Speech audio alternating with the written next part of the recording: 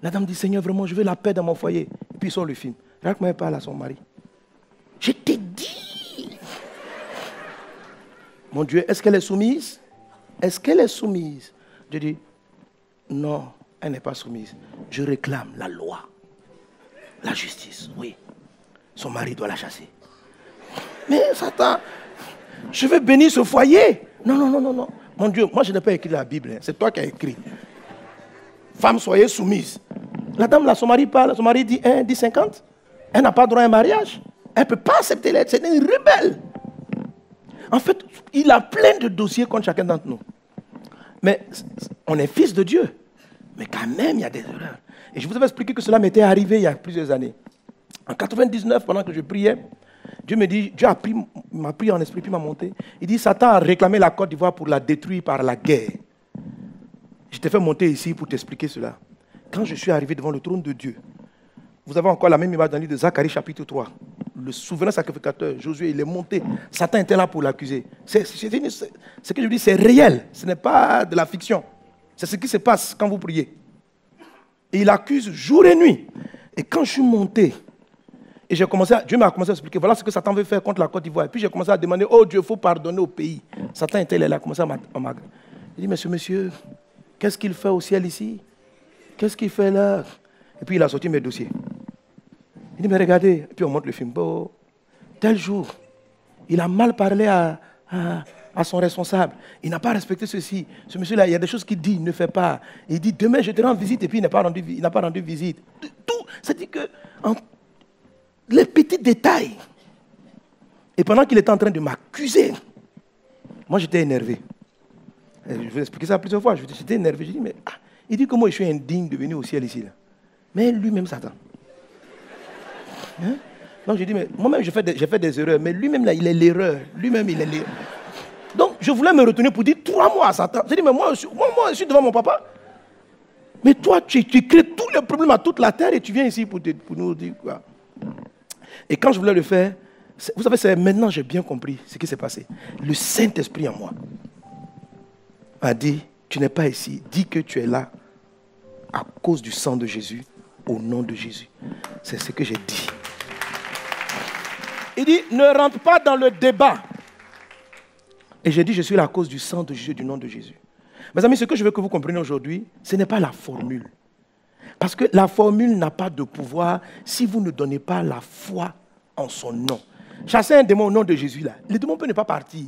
Ce n'est pas parce que tu as prononcé le verbe, le mot. Le nom de Jésus est puissant, mais il est puissant. Regardez Acte 3,16, il dit, c'est par la foi en son nom que le nom, c'est par la foi en son nom que son nom. Ce n'est pas que Jésus, hein, c'est le nom de Jésus qui a raffermi les pieds de celui. Donc, si je n'ai pas la foi en son nom, le nom ne peut pas agir. Est-ce que vous me suivez? Est-ce que vous me suivez? Vous pouvez croire en Christ, qu'il est Seigneur, mais vous devez en plus croire dans la puissance qui est dans le nom pour pouvoir corriger beaucoup de choses quand vous priez et surtout fermer la gueule, la bouche du diable qui vous accuse. Cette partie-là, la 3e phase, elle vient pour que vous sortiez de toute forme d'accusation. Même en tant que fils, vous avez des privilèges. Mais un fils qui ne se comporte pas bien, un papa normal, va le laisser être sanctionné par les règles. Alors, si on veut rentrer là-dessus, frère, nous tous, personne ne sait pas qui peut être sérieusement exaucé. Est-ce qu'on est ensemble? Alléluia. C'est pourquoi Jésus a dit, oui, Dieu est ton Père qui est dans le ciel, mais il faut dire que ton nom soit sanctifié. C'est-à-dire, prie au nom de Jésus. Est-ce qu'on est ensemble? Alléluia. Mais quand tu pries au nom de Jésus, n'utilise pas au nom de Jésus, au nom de Jésus. Est la pensée qui va avec cette déclaration pour que cette déclaration ait tout son pouvoir et te libère des accusations sataniques. Donc quand j'ai dit, je suis là à cause du sang de Christ, à cause du nom de Jésus, une chose étrange s'est produite, c'est que Satan, quand il me regardait, il m'a vu comme si quand j'ai dit au nom de Jésus, il y a une couverture qui est venue sur moi. J'étais recouvert. Et il ne me voyait plus. Tout ce qu'il voyait, c'était Jésus. Alléluia. Amen. Et j'ai pu continuer à faire ma prière. Est-ce qu'on est ensemble? Est-ce qu'on est ensemble? J'entends pas bien ton amen. La Bible nous dit de nous recouvrir. Est-ce que la Bible dit de nous revêtir de Jésus-Christ? Amen. Ah, j'oublie la référence, je vais trouver ça. Dis avec moi Jésus. Jésus, ton nom est puissant. Ton nom est puissant. Ah oui, amen. En fait, quand je dis tu te recouvres de la vie de la personne, c'est une vue spirituelle pour qu'on comprenne de quoi il s'agit. C'est un habit. Mais ça veut dire quoi en fait? Quand vous faites quelque chose au nom d'une personne, ça veut dire que vous, on doit... Bon, je prends mon fils, je dis, va voir, mon frère, c'est quoi votre nom? Marcel. Je dis, va demander à Marcel de me prêter son téléphone. Mon fils va, il dit, mon papa, Pasteur Sanogo te dit de lui prêter le téléphone. Mon fils là, il est venu te voir en quel nom? En mon nom. C'est ce qu'elle a prié. Quand il prie au nom de Jésus, ça veut dire, dit que c'est un tel qui m'envoie. Ce n'est pas d'abord une formule. C'est une phrase qui décrit qui vous dit de faire ça. C'est pas ça? Voilà, ce n'est pas la formule. Donc quand il arrive et puis il demande à Martial, c'est ça non? À Marcel, le téléphone, qui demande le téléphone? C'est mon fils ou c'est moi? Mais qui est devant Marcel? Donc, mais en ce moment-là, Marcel ne voit plus mon fils, c'est moi qui le vois. Donc c'est comme si mon fils était couvert par moi. S'il dit non, c'est à qui il a dit non? C'est à moi. Même si, par exemple, il n'aime pas trop mon fils, parce qu'un jour, mon fils lui a mal parlé. Mais ce jour-là, parce qu'il a dit, papa dit. Il peut dire à côté, toi petit là, je vais dire à ton papa ce que tu fais. Hein? Tu dis, ton papa dit quoi? Ok. Donc tu peux te fâcher contre l'enfant. Mais à cause de papa dit là, qu'il prenne tout. Ok? Et je vous montre encore cette image. C'est un peu comme un garçon, un petit-fils, qui est en train d'étudier. Son grand frère regarde la télé qui le gêne. Si c'est le dit à son grand frère, éteins la télé, je vais étudier. Son grand frère peut les gifler parce que tu ne peux pas crier sur le grand frère. Ok? Mais s'il dit, papa dit d'éteindre la télé, dans les deux cas, c'est éteindre la télé. Mais le éteindre la télé au nom de papa et puis éteindre la télé sans le nom de papa, ça n'a pas le même pouvoir. Vous me suivez, non? Est-ce qu'on est ensemble? Amen. Alléluia. Si l'enfant refuse d'éteindre la télé, c'est à papa qu'il a désobéi. C'est ce que vous devez comprendre en fait. Mais avoir la foi dans le nom de Jésus, c'est cette conscience intérieure que vous avez que lorsque vous dites au nom de Jésus, c'est le Christ qui est en avant et ce n'est plus vous. Ça veut dire vous avez confiance dans la puissance de son nom. Et ça fait toute la différence. Tout se passe au niveau de vos sentiments, de vos pensées intérieures. Amen, amen, amen. Amen, amen. Alléluia. Donc, la foi dans le nom. Donc, lorsque il a parlé, donc on parle de la sorte, ce n'est plus moi qu'on voit. C'est ce qu'on appelle se couvrir de Jésus. Se revêtir de Jésus-Christ. Ce n'est plus toi qu'on voit. Alléluia. Alléluia. Amen. C'est comme, si tu veux, l'habit d'un policier. En tant que policier, il est censé de mettre l'ordre dans la société. Mais il y a une différence entre quand il est sans habit et quand il porte l'habit de la police. Dès que le policier met l'habit de la police, tout ce qu'il fait, c'est au nom de la loi, c'est au nom de la nation. Regardez un policier en civil. S'il vient au milieu de la route pendant que les voitures sont en train de circuler, on peut le tuer, non? Même s'il est policier, on va le tuer. On ne va pas faire exprès, quoi. Mais si les gens l'ont attrapé, si quelqu'un roule vite, va le cogner sans rien. Mais dès l'instant où il porte l'habit, comme je dis, dès qu'il s'habille, qu'il soit mince, qu'il soit gros. Vous savez, quand un policier s'habille, écoutez-moi, il ne met pas sa confiance dans ses muscles. Il ne met pas sa confiance dans son background. Même si à l'école de police, il était le dernier de la classe. Quand il s'arrête, dès l'instant où on voit l'habit, on oublie son rang de classe, son passé, son background. Est-ce qu'il a fait, est-ce que quand il était en terminale, on s'en fout de tout ça. C'est comme si l'habit vient le couvrir. Et quand l'habit le couvre, on ne voit qu'une chose, l'État. On ne voit pas l'individu. Même si tu le connais, tu connais son prénom, son camarade de quartier s'appelle Kofi Kouadio. Mais Kofi Kouadio en tenue, et puis Kofi Kouadio sans tenue, c'est pas pareil. Dès l'instant où il porte la tenue, le monsieur qui porte la tenue, il met sa foi dans l'habit. Et avec cette foi-là, il vient avec assurance au milieu de la route.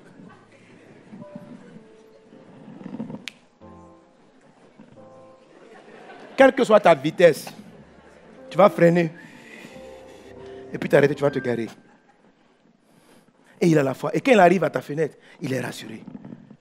Et bonjour, papier. Mais s'il n'est pas en tenue, il est obligé de demander pardon. Avoir foi, aujourd'hui ce dont je vous parle, c'est la foi dans le nom de Jésus. Imaginez un policier qui n'a pas la foi dans son habit de police. Quand il va arriver sur la route, il va dire à ses camarades, pardonnez, venez à moi.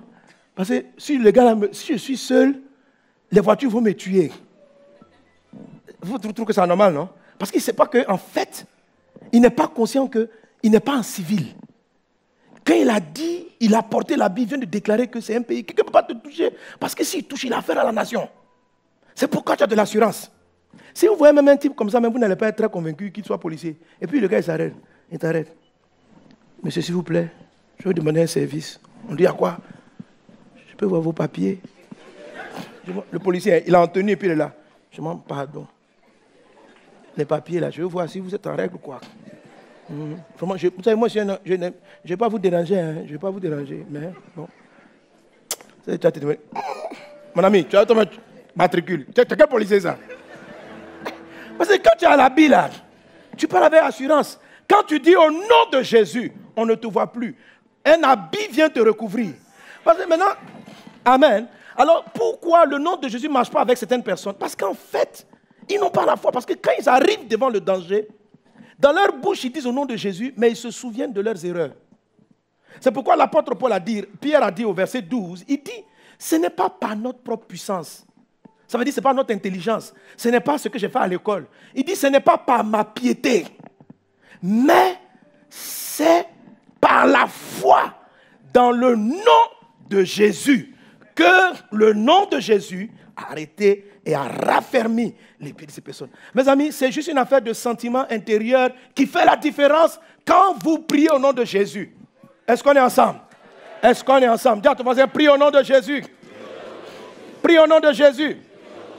Amen. Et c'est ce que la prière de notre Père nous apprend. Quand il dit que ton nom soit sanctifié, il est en train de dire de sanctifier le nom par la foi. C'est quand vous avez la foi dans le nom que le nom devient puissant. Quelqu'un est avec moi? Que le nom devient puissant. Alors on a différents types de cas qui ne sont pas puissants dans la prière. Pourquoi certains ça ne marche pas? Ok. Tu vois les gens, quand ils prient comme ça, on dit, il y a 10 sorciers du village qui te poursuivent. De la nuit, ils les voient en rêve. Puis ils sont là. Sorcier, laisse-moi. Au nom de Jésus, quitte-la, quitte-la, quitte-la. Lui-même, le Seigneur te regarde. La main te crie, au secours, laisse-moi au nom de Jésus, laisse-moi. Ça n'a plus de... Tu n'as pas la foi dans le nom de Jésus. Tu n'as pas la foi. Tu n'as pas la foi. Ça ne marche pas. Il n'y a pas de puissance.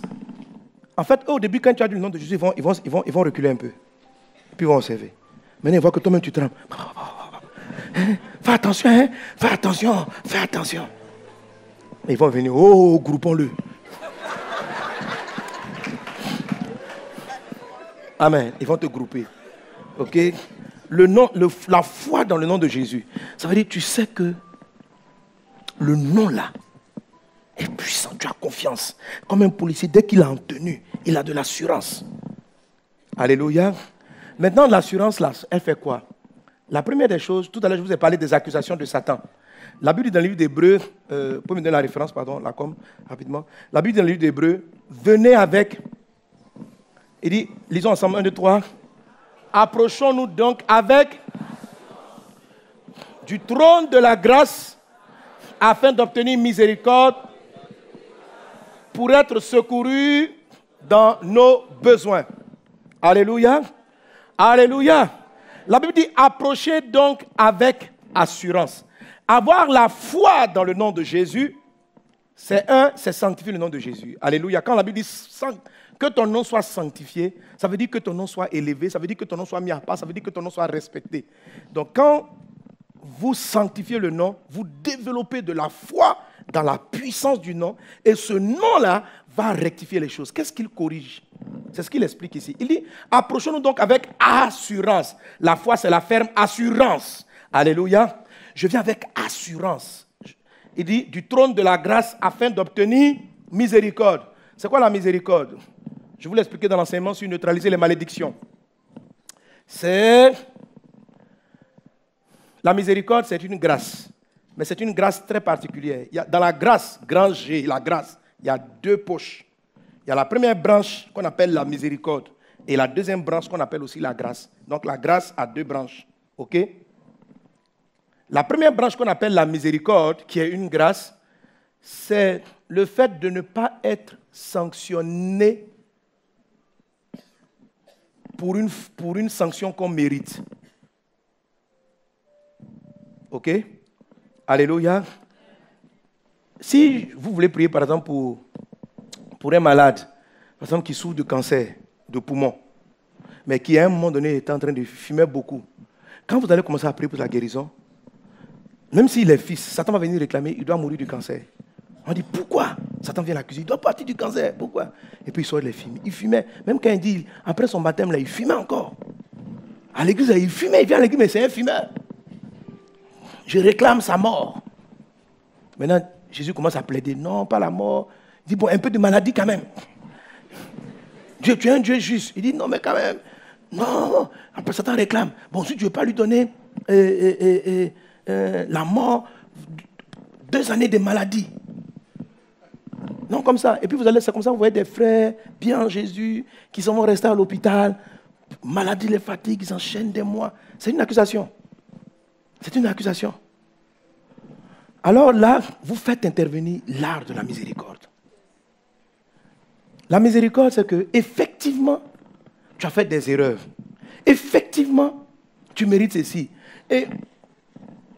Mais quand tu pries et que tu dis, je me tiens là, pas à cause de mes œuvres, mais à cause du sang de Jésus, à cause de l'œuvre de Jésus, la miséricorde arrive. Ça veut dire, tu n'es plus jugé en fonction de ce que tu as fait.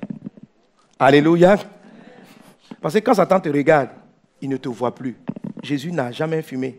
Jésus n'a pas eu de problème avec qui que ce soit. Jésus est irréprochable. Donc quand vous priez au nom de Jésus, Satan ne peut plus rien réclamer de vous. C'est la raison pour laquelle la miséricorde prend place. Vous obtenez miséricorde. Vous obtenez miséricorde. Donc quand vous priez pour une situation, ça peut prendre du temps, ça peut être, plus vous avez sanctifié le nom de Jésus dans un domaine donné, plus vite la miséricorde va prendre place. OK? Donc je prie au nom de Jésus. On peut dire que tu ne mérites pas que ton foyer soit en paix parce que tu es bizarre. Mais si tu pries au nom de Jésus, non seulement Dieu va te dire ce qui est bizarre que tu dois arrêter, mais il va te faire miséricorde. Tu méritais que ce foyer-là soit cassé. Mais si tu as prié au nom de Jésus, quand tu vas prier, Satan ne va plus te voir. C'est comme ça le policier. Il ne met pas sa foi dans ses années d'études à la police. Vous savez, quand un policier veut faire respecter la loi, il met la foi simplement dans l'habit. Un policier, diplômé policier, en tenue civile, qui essaie d'arrêter les voitures dans la rue, personne ne va l'écouter. Qu'est-ce qu'il fait? Il ne met pas sa foi dans son diplôme de policier. Il met la foi dans l'habit du policier. C'est pourquoi l'apôtre Pierre fait la différence, la foi dans son nom. Or, le nom même, c'est un habit. Est-ce qu'on est ensemble? Amen. Alléluia. Amen. Alléluia. C'est-à-dire dans l'œuvre du sang de Jésus. Mais la foi. Mais la foi. Comment je sais que tu n'as pas la foi dans le nom de Jésus? Quand tu commences à prier, que Satan te rappelle tes péchés. C'est ce qu'il a fait avec moi. Il est tente. Moi, je savais que je prie au nom de Jésus. Mais il est venu me faire douter. Il dit, lui là, il est ici parce que c'est un faux type. C'est un faux type.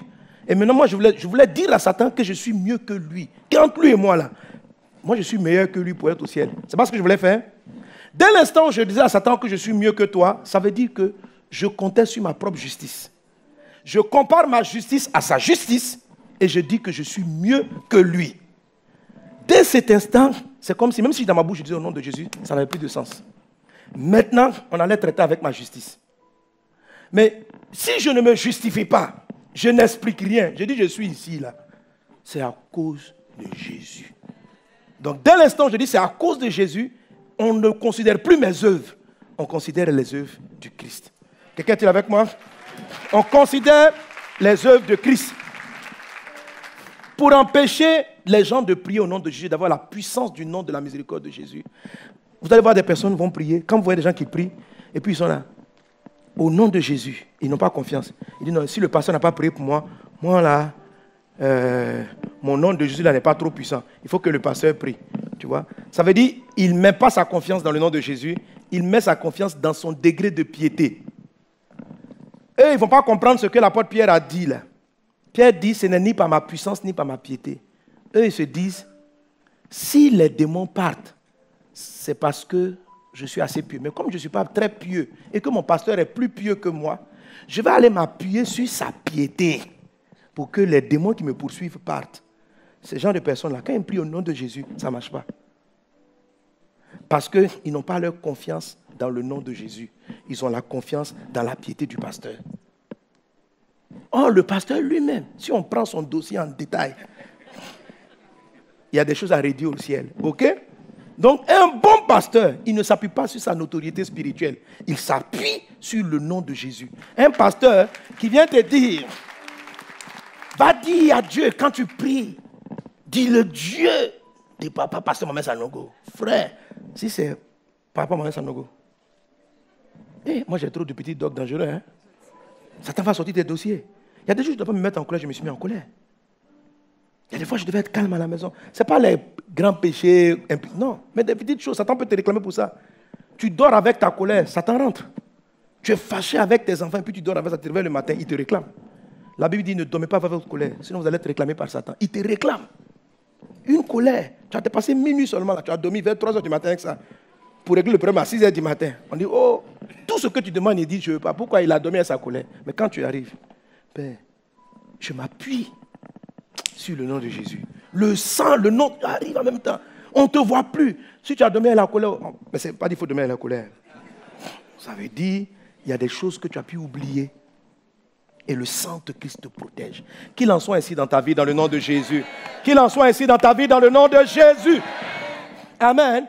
Donc, quand vous appliquez le nom de Jésus, vous avez la foi, vous obtenez la miséricorde. Donc, dès cet instant, à cause de Jésus, tous les démons partent, tous les problèmes partent, toute réclamation satanique s'arrête net et vous bénéficiez de la bénédiction. 2, quand vous priez au nom de Jésus, vous obtenez la grâce. Pas seulement la miséricorde, mais la grâce. La grâce, c'est quoi? Donc, la grâce, première partie, c'est la miséricorde. Deuxième partie, c'est la grâce avec petit g. La grâce, ça veut dire que tu obtiens des choses que tu ne mérites pas d'avoir. Autrement dit, si tu travailles et que ton travail te donne, par exemple, 300 000 francs, tu ne peux te permettre que d'acheter une maison par exemple, louer une maison de 100 000 francs. OK? Mais toi, tu as 10 enfants. Frère, au lieu de rester tranquille, tu peux déjà avoir 10 enfants. Voilà. Mais bon, c'est pas grave, je laisse ça tomber. Mais tu as déjà 10 enfants. Donc, avec 100 000 francs à Abidjan ici, tu ne peux pas avoir la maison dont tu as besoin. Tu auras la maison que ton salaire peut prendre. Ce dont tu as besoin, ce n'est pas une... Avec 100 000 francs, tu vas avoir quoi? Peut-être un studio, bien une chambre, salon. Et vous allez dormir, vous tous là-dedans, entassés. Ce n'est pas ton besoin. Alors, quand vous priez au nom de Jésus, la Bible dit, venez avec assurance, vous allez obtenir grâce. C'est quoi la grâce? La grâce, c'est que ton salaire mérite un studio ou bien une chambre salon. Mais Dieu te fait grâce. Malgré ce que tes œuvres ont produit, il te donne beaucoup plus. Parce que si Dieu devait rémunérer chacun selon ce qu'il méritait, on ne peut pas vivre la surabondance. Vous comprenez? Il va te donner au-delà de ce qu'il te mérite. Si Dieu devait condamner chacun d'entre nous pour ce qu'il a fait, personne ne serait sauvé. Donc nous nous appuyons sur Jésus qui, lui, n'a aucun péché. Amen. Mais ce n'est pas seulement, je peux ne pas être condamné, mais j'ai besoin de vivre la surabondance. J'ai des besoins. C'est pourquoi il dit, approchons-nous donc avec assurance du trône de la grâce, afin d'obtenir miséricorde et grâce. Amen. Continuez d'obtenir miséricorde et grâce. Trouver grâce pour être secouru pour que Dieu te secoue dans tes besoins. Alors tu as demandé à Dieu, Seigneur, merci, je viens devant toi, je cherche une maison pour ma famille. J'ai 100 000 francs de salaire, j'ai 100 000 francs que je peux mettre dans la maison. Accorde-moi la grâce de trouver une bonne maison. Je cherche une maison à Abidjan, c'est difficile. Fais-moi grâce. OK? Et tu fais la prière au nom de Jésus. Ça veut dire dans ta tête en ce moment-là, tu ne t'appuies pas sur ton salaire. Il dit, ce n'est pas par ma puissance. Parce que ma puissance, elle est petite. C'est par la foi dans son nom. Seigneur, mon Père, je te demande ça au nom de Jésus. Dès cet instant, on ne regarde plus ta justice. On ne regarde plus ton salaire. Dieu dit, va chercher du travail. Et tu t'en vas. Tu vas chercher ta maison. Donc tu as cœur, tu rencontres un démarcheur dans la ville. Tu dis, le gars dit, bon, allons, on va chercher. Et sur la route, pendant que vous partez chercher la maison, une chambre salon que tu cherches, ou bien un studio, il te montre, le gars même qui démarche, il te montre. Il dit, tu vois la villa qu'elle a là? Mais une grosse villa avec piscine à l'intérieur, jacuzzi, tout ça là. Il dit, tu vois la maison là? Tu dis, oui, il dit, c'est pour qu'il dit, je la mets en location, hein, si tu connais quelqu'un, parce que lui-même et vous-même, tu sais que ce n'est pas ton budget, quoi. Il dit, si je connais quelqu'un, ah bon, il dit, mais viens, tu vas aller voir. Tu dis, mon ami, je n'ai pas le temps. Il dit, mais viens, jette un coup d'œil, on ne sait jamais. Peut-être que c'est toi qui m'a amené la personne, tout ça. Et puis, bon, tu dis, bon, ok. Entrons dans la maison, vous rentrez dans la maison. Et puis, en même temps, le propriétaire arrive. Le propriétaire vient, et puis il te reconnaît. Et, jeune homme, ça va? Comment tu t'appelles? Je m'appelle Kwadjo Kofi. Kwadjo Kofi? Attends, tu n'es pas le fils de Kwadjo Kofi qui était là-bas, là? Si, c'est mon papa même. C'est toi. Mais vraiment, ton papa, c'est qu'il a fait pour moi. Oh là là là là. Et puis il parle comme ça. Il dit, mais tu fais quoi ici? Tu fais quoi dans la vie? Non. Le gars là, c'est mon démarcheur. On partait chercher une maison là. Et puis, bon, il m'a dit de regarder aussi quoi, au cas où je trouve un client. Donc je me suis arrêté comme ça. Tu cherches une maison, hein? Mais tu sais, mon fils, moi-même dans l'affaire, en fait, je ne veux pas louer. Je ne veux pas louer, mais parce que j'ai été affecté, je suis maintenant à New York, je dois m'occuper de beaucoup de choses. Mais je veux un de mes enfants même pour rester dans la maison. Tu comprends? Hein? Donc tu as combien d'enfants? Tu as combien de trucs? Mon fils, entretenez la maison, venez rester là-dedans. Tu dis, mais tonton, tu vas rester combien de temps là-bas? Non, je suis parti, ça c'est au moins pour 10 ans. Donc tu restes là-dedans, le temps que ta situation s'améliore après. Mes amis, l'histoire dont je raconte, c'est l'histoire de certaines personnes ici à l'église. Je vous dis la vérité, vous n'avez aucune idée. Dieu ne va pas te donner ce que tu peux fournir. La grâce fait que Dieu te donne ce dont tu as besoin. Si tu as un salaire de 100 000 francs, là, ça ne peut acheter qu'une maison, mais tu n'as pas besoin d'un studio. Ton besoin, là, c'est au moins 5 chambres. Ça, c'est ton besoin. Mais ce que tu as, là, ça mérite un studio. La grâce, c'est que Dieu te donne, non pas ce que tu peux, parce qu'il ne regarde pas à toi, il regarde au Christ. Il te donne ce dont tu as besoin. Que la faveur de Dieu soit avec toi. Prie dans le nom de Jésus en ayant confiance dans le nom de Jésus. Quelqu'un acclame Jésus. Alléluia. Amen. Mes amis, priez, sanctifiez le nom de Jésus par la foi. Dimanche prochain, je vais parler de sanctifier le nom de Jésus par l'amour. Là, c'est la foi. La confiance dans le nom de Jésus. Il y a aussi l'amour du nom de Jésus. Là, maintenant, c'est la dimension de l'épouse. C'est autre chose. Tu n'as pas seulement confiance, mais tu es un fan du nom de Jésus. Là, au nom de Jésus, là, tu rentres dans une autre dimension. Si le Fils déjà qui a la foi produit déjà la surabondance et la dimension de l'épouse. Amen. Alléluia. Que Dieu vous bénisse abondamment. Que la faveur divine soit ton partage. Prie avec la foi. Quand tu pries au nom de Jésus, ne regarde pas ta piété, ne regarde pas ta justice, regarde la justice de Christ.